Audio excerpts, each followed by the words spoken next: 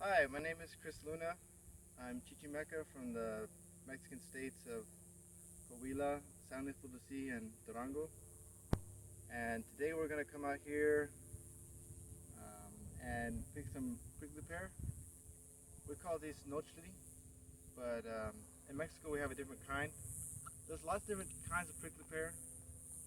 Here they're really small and red, and they have a lot of spines. But in Mexico, they actually grow them like a crop, and those ones they don't have so many spines, and they're really big, and they have a lot of juice inside of them. These ones are really small, and they have juice, but they have juice in their skin as well as the pulpy part inside of it. So what we're gonna do is we're gonna collect them, and then we're gonna soak them for about 2 or 3 hours, and that's gonna make the spines soft. And then once the spines are soft, what we're gonna do is we're gonna blend them, strain them with the big strainer to get most of the seeds, and then strain them again with a smaller strainer to get everything else that we miss. And that's gonna give us juice. Um, my autumn uncle, he says that the autumn who harvest these ones traditionally, they don't eat the seeds. So in Mexico, we don't really care, but I'm just gonna follow that teaching and just juice them. Um, they're they're tasty, they're sweet. Everything else out here, you'll see when we're filming everything. A lot of other things are really dry, and it's the hottest part of the year. It's been the hottest part of the year for the past 3 weeks or so. Like 115, just constantly 115 plus, 110 plus. But despite that, there's lots of prickly pears still.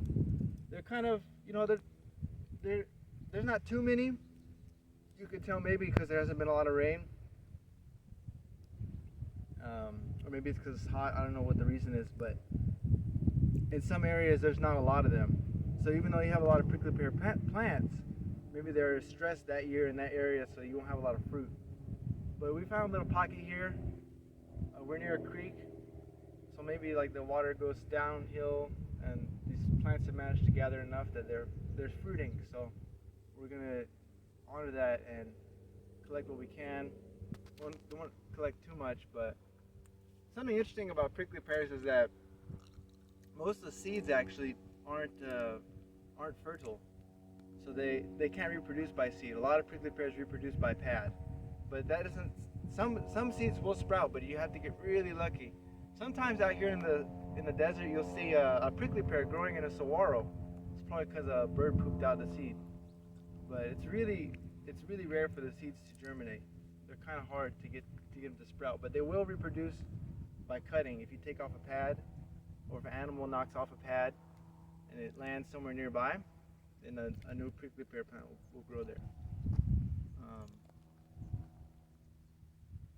yeah, and the way that we're taught to pick them is a different plant, but it's a really tall prickly pear. You'll see these are really short prickly pears.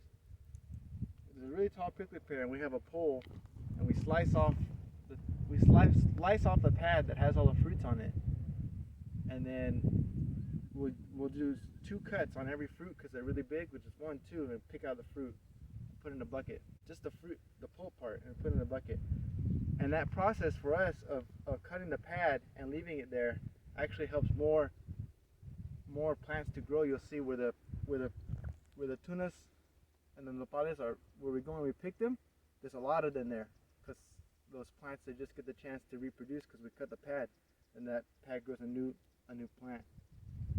So some people will tell you that, oh, you shouldn't be out there.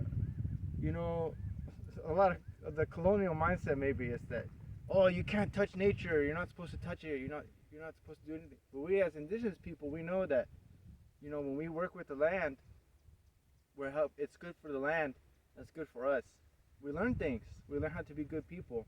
We learn how to take care of the world. We learn that, how to be conservative and how to appreciate these things that are here. So some people might see, native people harvesting stuff and think, wow, they're destroying nature. But we're, some people want to say, oh, this is our land, we can do whatever we want on it. But it's more than that, you know. We belong to the land. And that teaching, with it comes all these responsibilities and practices that we have to take care of so that we can take care of the land, take care of ourselves. So we'll be out here, and luckily it's kind of overcast, so it's not too hot. And it's been cooling down because of the rains that we just got. So it's not too hot out here. I was out here last week. Whew, it's so hot. But right now it's pretty okay. So we'll get this done and then do what we need to do.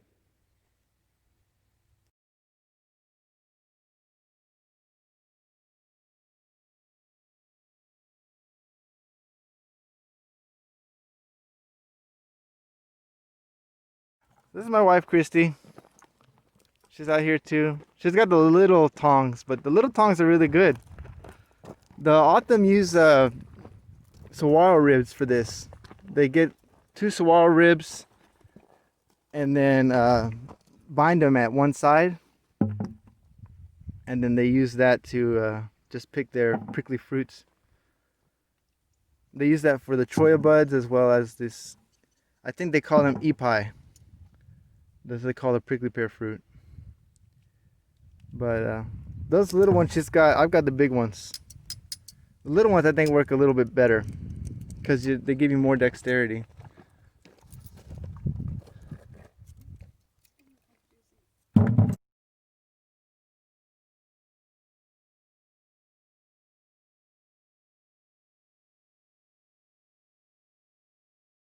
I find the best technique for getting them off is like a twist and pull. You just kind of get it, twist, and pull. And if you want, really what you want to try to do is avoid cutting them, because when you soak them, if you have a bunch of them that are cut, what's going to happen is that the juice is going to leak out.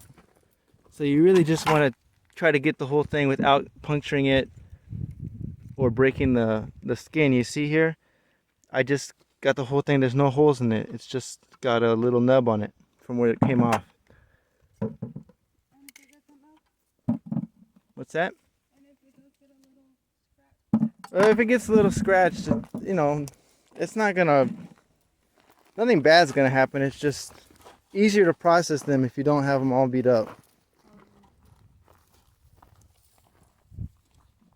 When you're out here, you always want to watch for snakes. This is the kind of part of year where snakes are active. They're out and about.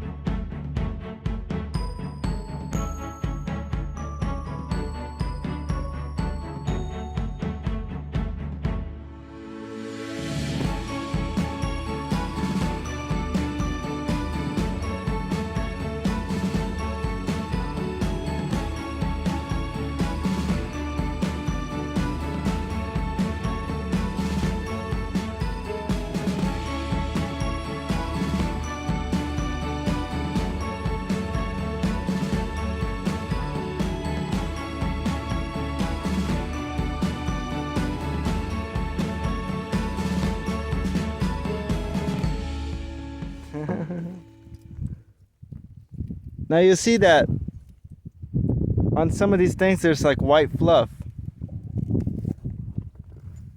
Oh, that's a fat one. You'll see they have white fluff on them. Here, look, right here on this cactus. You'll see that white stuff there. Now that's nothing to be worried about. They actually use that in food. It's called cochinilla, and it's a bug. Let's see if we can find a good example of it.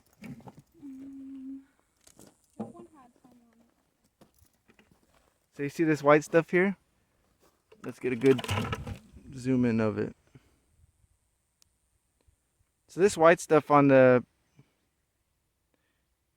hold on. This white stuff here on the fruit is called cochinilla. It's not toxic. It's a bug that lives on the nopales, different kinds of nopales, and they use them. If you wet them and crunch them up, they give off a red dye.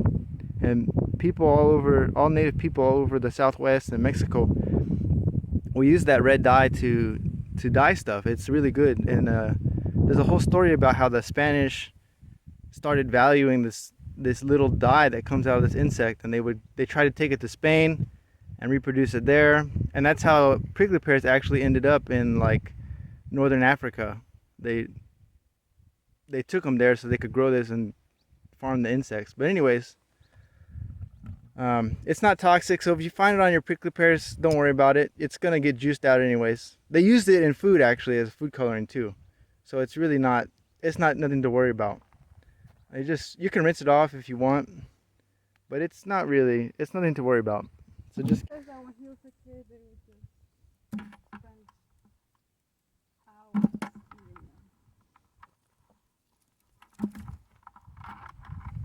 So another way that you can clean these guys is you pick a branch of creosote. This is what my Autumn uncle taught me. And then we also seen some relatives in Mexico do it this way. You pick your creosote, and the creosote's a little bit sticky. So then you just rub the creosote over the glock. It's the tiny little spines that are over these. So they really have two types of spines on them. They have a big fat spine that's nasty, and then they have these little small spines that are even nastier. Yeah. Because the little small spines, you can't really get them out of you once they're in you. They just have to get limp on their own. So you take the creosote and you brush it, and this will get rid of most of the spines. What my Autumn uncle taught me is that they would just get a bunch, when they do this, they just get a bunch of them and lay them all on the ground and then brush them with big creosote brush, and that gets rid of most of the spines. I feel like it might be good to wet the creosote.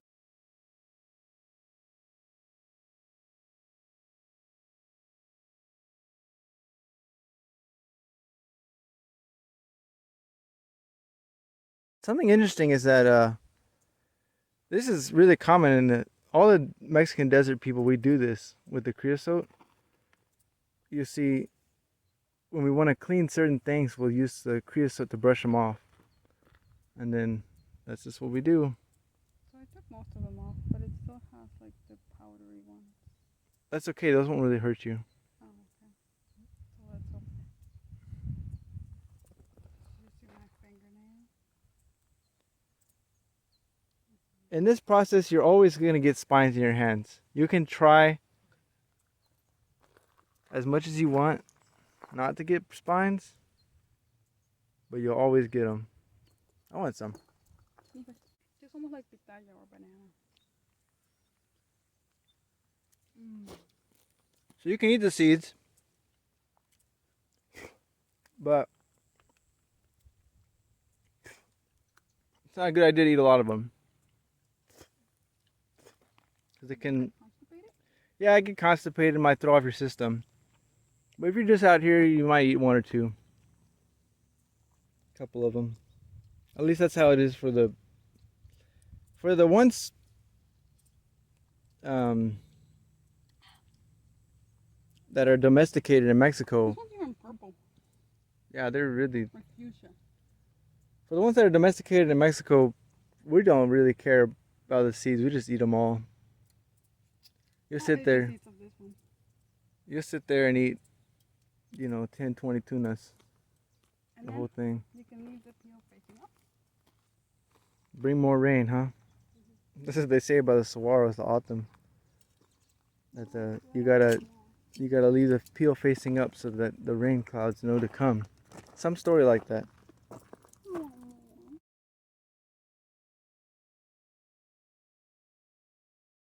Yeah, so you don't want to pick too many all at once because you're gonna have to process them, and it's determined by how much space you have to lay them out and dry. If you want to dry them, or how much time you have, or how much space you have to freeze them. So, if you get so many, you're gonna run out of space to hold them because they're very fragile.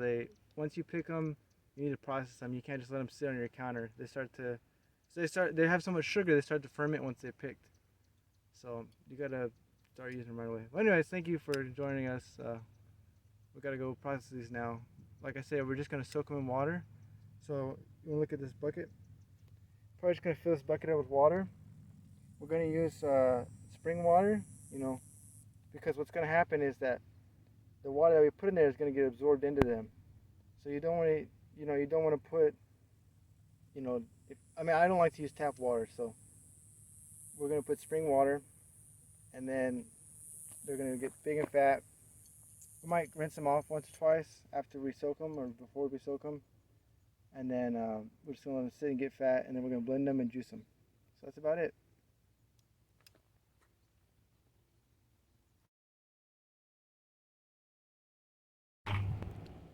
Okay, so we got our bucket of prickly pears, and we've got our bucket of water. The first thing we're gonna do is just rinse them with some water first, and then we're gonna pour like spring water on them. So what's gonna happen is that we're just gonna rinse them to get some of the stuff out of there, some of the dust, and we might do it rinse them a couple times. But then we're gonna put the spring water because they're gonna absorb the water and get fat. So the water that we use for them to soak the spines is the water that's gonna come out in the juice later. So that's why we want that water to be a higher quality than just tap water. So first when you rinse them, you just tap water. It's okay. So we're just gonna put this water in here. Stir it around.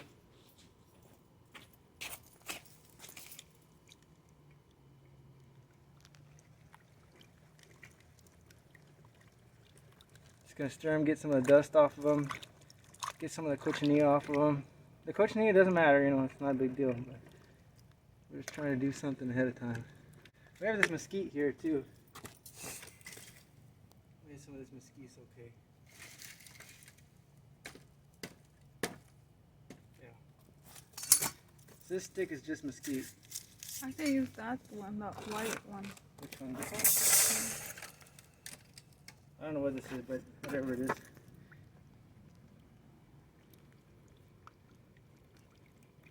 Trying to rinse them off a little bit.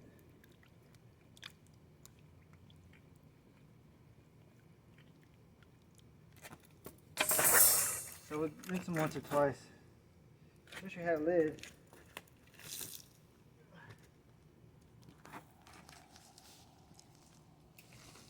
Maybe you can use like that, or What? I don't know.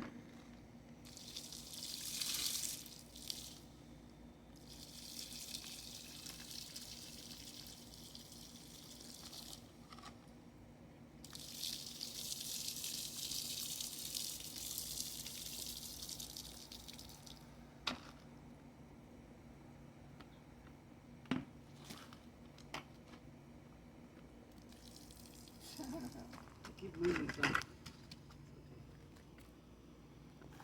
Get some more water, do it again.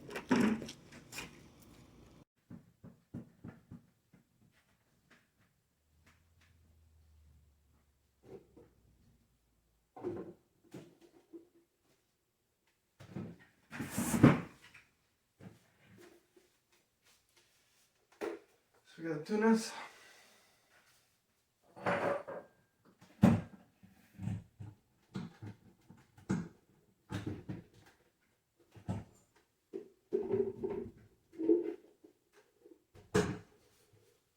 They've been soaking so they're soggy, and they're not too, the thorns aren't very pokey.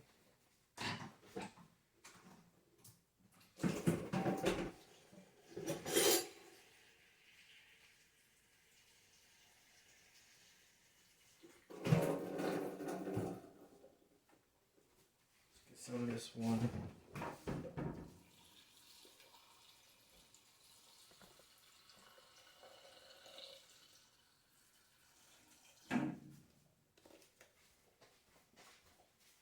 Alright, so we just rinsed our prickly pears by washing water over them a couple times. I'm not sure if everybody does that. It's just something that I like to do to, go through them, check them, and then rinse off some of the dust. But now we're going to add our spring water to the prickly pears, and they're going to let it soak for about 3 hours.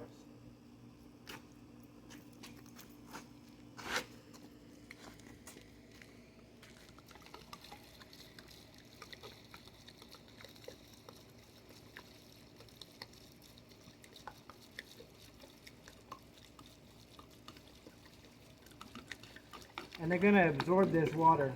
They're going to get fat.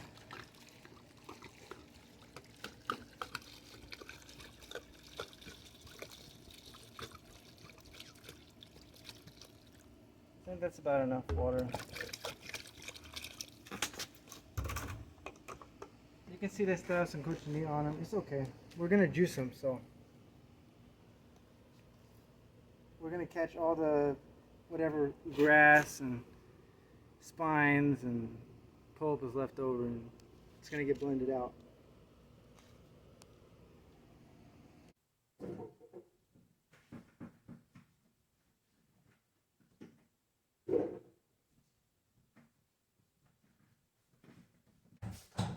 Water.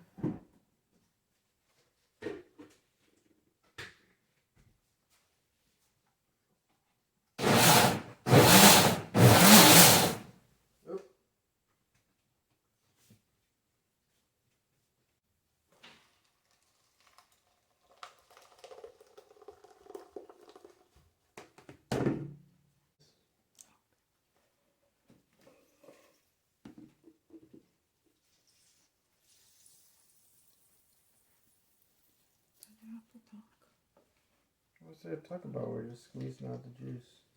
Well, I wanted to use another strainer, but we don't have one right now. So we just have these muslin bags. You can order these off Amazon or some other. It's better to use a bigger strainer first so you can get all the seeds out, and then you can just strain the pulp. But you end up kind of straining the same amount either way. So it's not a huge issue, it just takes a little bit longer. But make sure you have clean hands when you do this.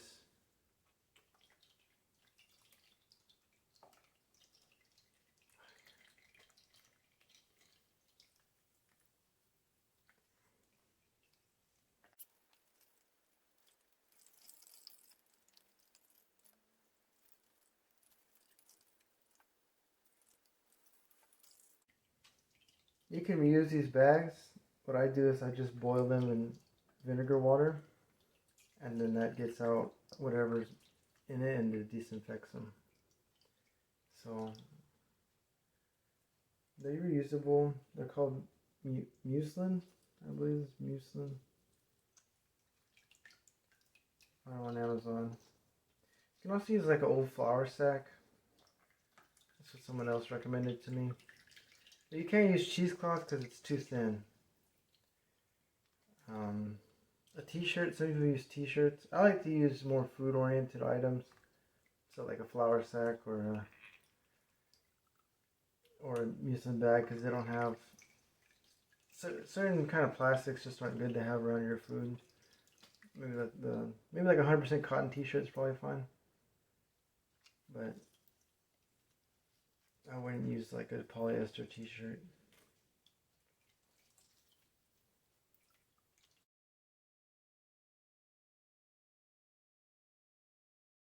So we only did a little bit of these, but we have a lot more. So what we're going to do is we're going to freeze them and then just thaw them out when we want them. And we can keep making juice for a while that way. Just thaw them out and blend them the same way that I just blended them in there. You don't need to blend them for very long, about a minute, 2 minutes.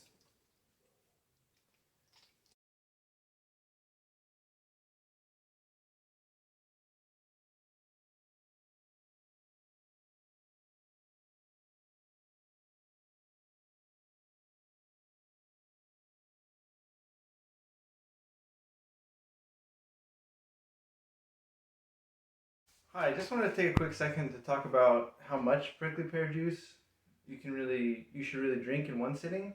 So, if you've never had the wild kinds of prickly pear before, and this was my first time harvesting these specific kind of prickly pear. So I talked to a lot of my autumn friends and relatives about, what's the best way to do this, what's the best way to do that. They said that it's best to only drink about a tablespoon or maybe 2 tablespoons max with a glass of water. Here I drank, the first time I tried it, I drank about probably half a cup mixed into my water. It was a bit strong, can feel like it kind of upset my stomach, maybe my bowels a little bit because I'm not used to this kind. In Mexico, we have the farmed prickly pears. You can eat a lot of them. You can just sit there and eat prickly pear all day. And we actually ferment them in a big giant pot, and then we ferment them and make a drink called colonche out of it. But the story is that you need to be a little bit more careful with these. Don't eat the seeds, and then be careful with how much you drink at once. So in that way, there's a difference between the ones that I'm used to working with and then these. But they said that these are good for like kind of like a dietary supplement. You can some of you can have once or twice a day, like a tablespoon, ice cubes worth at a time. And it does have like a very subtle flavor, so maybe it's more like I said, a supplement. Maybe more like people say that it's good for controlling your blood sugar. So, and something they also mentioned is that if you drink too much juice at one time, you can have your blood sugar level be affected because it like helps with the regulation of it. So, really, it's very potent. Is the way that was put to me. So it's a potent. Kind of, we talk about the line between food and medicine. This is right there on that, it's something good for you, but not too much. And so just be careful when you're first starting. This is very common with kind of foods that you haven't tried before. You should try, a little bit at a time and see how it works for you. They give this warning commonly about bee pollen is that you should just start with like a couple grains of bee pollen and then work your way up. And that happened to me. One season I was eating a bunch of bee pollen and I was totally fine. But then the next season, I guess there was different kinds of stuff in the pollen, and then so I tried to eat the same amount, and then I just felt all kinds of, my body felt really off. So just be careful. If you never harvested prickly pear before, start small. It's always better to start small in life and then work your way up. Everything we do, you want to start with running up, just run, run down the block, see how you do. And then, work your way up to a mile, and you go 2 miles, and it's like that. So, yeah, just be careful. But it's very healthy. It's out there in the desert, and it's a good gift. So, thank you for tagging along with us.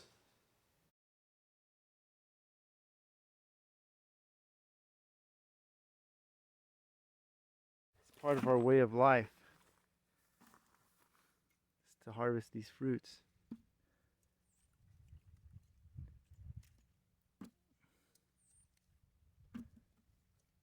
They're really a treat in the desert. They're sweet.